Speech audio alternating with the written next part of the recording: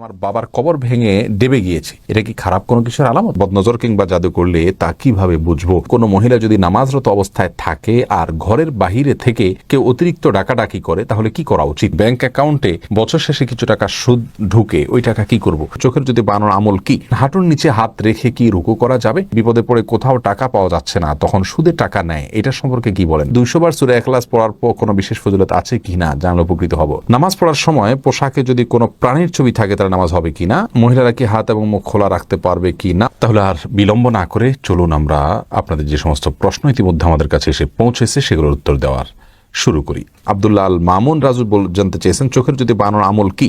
চোখের যদি বানানোর জন্য কোন হাদিস থেকে বিশেষ কোনো আমল বলা হয়, তবে রুকিয়া হিসাবে ফাকাশাফনা আনকা গিতাআকা ফাবাসারুকা আল-ইয়াওমা হাদিদ, সূরা হাদিদের এই আয়াতটির অংশ, এটা পড়ে চোখে ফু দেওয়ার কথা অনেক ওলামা ইকরাম বলে থাকেন। এটা শুধু ঝাড়ফুঁকের জন্য কোরআন হাদিসে বর্ণিত থাকা কোনো জরুরি নয়। কোরআনের আয়াতকে শেফা হিসাবে গ্রহণ করা যেতে পারে, সেই হিসাবে এটা কেউ করতে পারেন, তবে এটা হাদিস থেকে শেখানো কোনো আমল না, সেটি আমাদের মাথায় রাখতে হবে। বানিউল আলম আপনি জানতে চেয়েছেন, হাঁটুর নিচে হাত রেখে কি রুকু করা যাবে?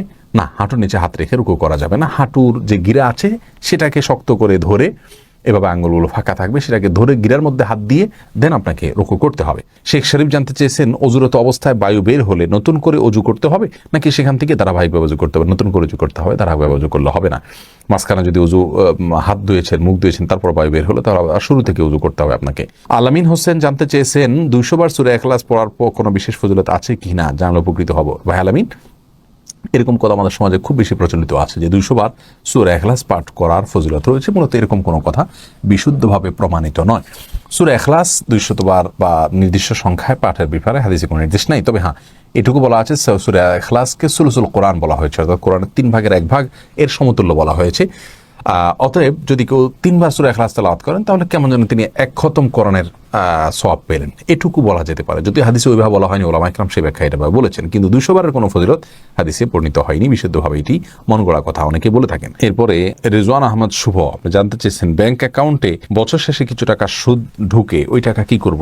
ওই টাকা যদি বন্ধ করার কোনো অপশন থাকে তাহলে বন্ধ করে ফেলবেন, আর যদি বন্ধ করার কোনো অপশন না থাকে, অটোমেটিকলি আসতে থাকে প্রতি বছর শেষে, তাহলে সেটা গরিব দুঃখীদেরকে হিসেব করে দান করে দিয়ে দিবেন এবং কোনো সওয়াবের আশা করবেন না। সারা সফা জানতে চেয়েছেন, ফরজ নামাজে ভুল হলে কি সিজদা সাহু করলে নামাজ হয়ে যাবে নাকি পুনরায় পড়তে হবে? বোন সাফা, সারা, ফরজ নামাজে যদি ভুল হয়, ভুলটা যদি হয় ওয়াজিব তরকের ভুল, তাহলে সিজদা সাহু করলে নামাজ হয়ে যাবে। আর যদি ফরজ তরক হয়, তাহলে সে নামাজ পাশে রাকাত আবার পড়তে হবে।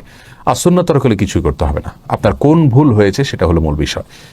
আর সিজদা সাহুর বিষয়টি সব নামাজের ক্ষেত্রে একই কথা প্রযোজ্য। সুন্নাত, ওয়াজিব, ফরজ সব নামাজের মধ্যে একইভাবে, অর্থাৎ ওয়াজিব তরক হলে সিজদা সাহুর নামাজ হয়ে যাবে।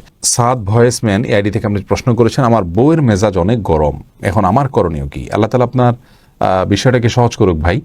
তার স্ত্রীর যদি মেজাজ গরম হয়, তিনি যদি নিজে বুঝতে পারেন যে হ্যাঁ তিনি মাঝে মধ্যে হট মেজাজি হয়ে পড়েন, তাহলে সেক্ষেত্রে তাকে আপনি পরামর্শ দিতে পারেন আউযু বিল্লাহি মিনাশ শাইতানির রাজিম বেশি বেশি করে পাঠ করা, বিসমিল্লাহির রহমানির রহিম মাঝে মধ্যে পাঠ করে, এগুলো পাঠ করলে আল্লাহ রাব্বুল আলামিন বদমেজাজ মানুষের কমিয়ে দেয়। বিশেষ করে তার যখন বদমেজাজ হবে, আপনি তাকে শুনিয়ে দূর থেকে এটা পড়তে পারেন। যদি পড়েন, ইনশাআল্লাহ দেখবেন চার বদমেজাজ কমে গেছে। এবং রাসূল করিম সাল্লাল্লাহু আলাইহি ওয়াসাল্লামের জীবনে এরকম ঘটনা ঘটেছে যে এক ব্যক্তি রাগান্বিত হয়েছেন, তিনি দূর থেকে বলেছেন, আমি জানি একটি কালিমা যেটা পড়লে তার রাগ কমে যাবে, এবং তাকে শুনিয়ে সেটা তিনি পড়লেন। তারপর লোকটি সেটা অনুসরণ করলেন। তাকে ডাইরেক্ট পড়তে বললে ওই সময়টা তিনি হয়তো রাগান্বিত হয়ে যাবেন। তাকে পড়তে নির্দেশ না করে আপনি তাকে শুনিয়ে হালকা করে বললেন, অথবা তাকে স্মরণ করার উদ্দেশ্যে বললেন, এর মাধ্যমে তার রাগ কমতে পারে ইনশাআল্লাহ বিইذনিল্লাহ। তানভীর আহমেদ জানতে চেয়েছেন, আমাদের একটা দোকান আছে, মাঝে মাঝেই অনেকে অনেক কিছু ভুলে ফেলে যায়, এখন আমরা কি করতে পারি? যথাসম্ভব সেটা রেখে দিবেন, মালিক তালাশ করে দেওয়ার চেষ্টা করবেন। তাকে পাওয়ার কোনো সম্ভাবনা না থাকলে সেক্ষেত্রে সেটি কোনো গরিব দুঃখীকে দান করে দিবেন তার পক্ষ থেকে। এরপরে ইমতিয়াজ মাহদি প্লাবন আপনি জানতে চেয়েছেন, বাসায় শ্বশুর শাশুড়ি আছেন, ছেলের বউকে কি সবসময় মাথায় কাপড় দিয়ে থাকতে হবে? না, এমন কোনো কথা নেই। তবে হ্যাঁ, শালীনতার মধ্যে যথাসম্ভব থাকার চেষ্টা করতে হবে, এবং শ্বশুরের সামনে বিশেষ করে যথাসম্ভব নিজেকে শালীনতার মধ্যে রাখতে হবে, যাতে করে তিনি বাজে কোনো চিন্তা করার মতো কোনো পরিবেশ তৈরি না হয়, আল্লাহ মাফ করুন। তবে মাথায় কাপড় দিয়ে থাকতে হবে নির্দিষ্টভাবে, এমন কোনো কথা বাধ্যবাধকতা নেই। তানজিদ আহমেদ জানতে চেয়েছেন, বিপদে পড়ে কোথাও টাকা পাওয়া যাচ্ছে না, তখন সুদে টাকা নেয়, এটা সম্পর্কে কি বলেন? দেখুন, অনেক ভাই বোন এই কাজটি আজকাল করছেন। আল্লাহ রাব্বুল আলামিন মানুষকে পরিশ্রম অনুযায়ী তার রুজিতে, রুটিতে, উপার্জনে বরকত দিয়ে থাকেন। আমরা পরিশ্রম করব। আল্লাহ রাব্বুল আলামিন কোরআনে বলেছেন, ফাইদা কুদিয়াতিস সালাহ ফান্তাশিরু ফিল আরদ, যখন সালাত শেষ হয়ে যাবে তোমরা জমিনে ছড়িয়ে পড়ো। আমরা জমিনে ছড়িয়ে পড়ব, উপার্জনের জন্য চেষ্টা করব, ছুটে ছুটে করব। এটা আমাদের কর্তব্যের অংশ। আমরা শর্টকাট ওয়েতে উপার্জন করার চেষ্টা করব না। আপনি ছোট্ট পুঁজি নিয়ে, সামান্য পুঁজি নিয়ে রাস্তার পাশে বসে যান, শুরু করেন এবং অধ্যবসায় করেন, শেখার চেষ্টা করেন, মেধা খাটান এবং শারীরিক পরিশ্রম, কায়িক পরিশ্রম আপনি করেন। এর মাধ্যমে ইনশাআল্লাহ আল্লাহ তাআলা আপনাকে বরকত দিবেন, আস্তে আস্তে আপনি সামনে বাড়তে যাবেন। সুদের উপরে লোন নিয়ে তারপরে ব্যবসা করা কোনো অবস্থাতেই মুসলমানের জন্য জায়েজ নাই। প্রয়োজনে তিনি অল্প খাবেন, ছোট ব্যবসা করবেন। আল্লাহ তাআলা আমাদেরকে হারামকে না করার মতো ঈমানের শক্তি অর্জন করার তৌফিক দান করুন। নামাজ পড়ার সময় পোশাকে যদি কোনো প্রাণীর ছবি থাকে তাহলে নামাজ হবে কিনা, নোমান ভাই জানতে চেয়েছেন, এনএস নোমান। যদি কোনো কুকুরের ছবি কোনো ছবি থাকে, কোনো প্রাণীর ছবি থাকে, তাহলে নামাজ হয়ে যাবে, কিন্তু এই কাজটি খুবই অন্যায় কাজ, খুবই গর্হিত কাজ এবং জঘন্য কাজ। কারণ হলো সালাত পড়বেন আল্লাহর রহমত আসার জন্য, আর কোনো প্রাণীর ছবি থাকলে সেখানে আল্লাহর রহমত আসে না। তাইলে আপনার এই সালাতটাতে কিভাবে আপনি আল্লাহর অনুগ্রহ লাভ করবেন? এই জন্য কোনো প্রাণীর ছবি আছে এরকম জামা কাপড়ে সালাত আদায় করা উচিত নয়। কিন্তু যদি বিকল্প কিছু না থাকে, ওই জামাকে উল্টিয়ে পারলে পড়বে। আর সেটাও যদি কোনোভাবে করা না যায়, দোনো পাশে যদি ছবি থাকে, তাহলে সেক্ষেত্রে সালাত ত্যাগ করবে না, ওই অবস্থায় পড়ে নেবে। এরপরে মহিলারা কি হাত এবং মুখ খোলা রাখতে পারবে কি না, মাহমুদ হাসান জানতে চেয়েছেন। না, হাত মুখ এগুলো ঢাকবেন যদি ঢাকা যায়। আর যদি ঢাকা না যায় তাহলে সেক্ষেত্রে আল্লাহ রাব্বুল আলামিন বলেছেন ইল্লা মা যাহারা মিনহা, যেগুলো এমনি প্রকাশিত থাকে। অনেক উলামা ইকরাম বলেছেন তার মধ্যে হাতের কবজি, পায়ের পাতা, এগুলো প্রকাশিত থাকে, যার কারণে এগুলো না ঢাকলেও চলবে। ফিতনার এই যুগে মানুষ মেয়েদের কাপড় চোপড় এবং তাদের শরীরের যে কোনো অংশ দেখেই বাজে চিন্তা করে, যার কারণে একজন আত্মসম্মানবোধী মায়ের জন্য সেগুলোকে ঢেকে ফেলাটাই হলো উচিত এবং উত্তম।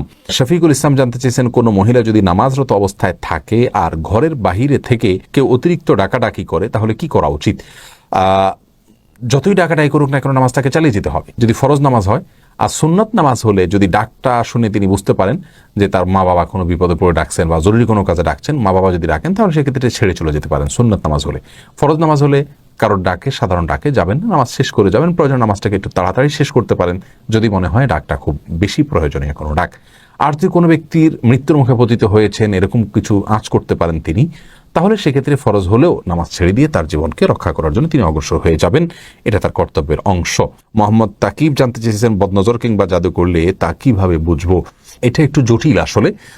বেশিরভাগ ক্ষেত্রে আপনার রকিয়া যারা করেন তারা এরকম রোগীকে কিছু তিলাওয়াত শুরু করলে তাদের মধ্যে অস্থিরতা শুরু হয়, বিশেষ কিছু আলামত তারা দেখতে পান, তার মাধ্যমে বোঝা যায়। এছাড়া অনেকগুলো পদ্ধতি আছে বোঝার জন্য, যেগুলো আসলে সঠিক নয়। সেগুলোতে কুফরি কালামের আশ্রয় নেওয়া হয়, জিনদের আশ্রয় নেওয়া হয়, অনেকভাবে করা হয়, যেগুলো সঠিক নয়। রাখি আক্তার জানতে চেয়েছেন, আমার বাবার কবর ভেঙে ডেবে গিয়েছে, এটা কি খারাপ কোনো কিছুর আলামত? না, খারাপ কোনো কিছুর আলামত নয়। এটা মাটির কোনো সমস্যার কারণে হতে পারে। কোরআন হাদিস থেকে এটাকে খারাপ কোনো আলামত বলে বলা হয়েছে বলে আমাদের জানা নেই।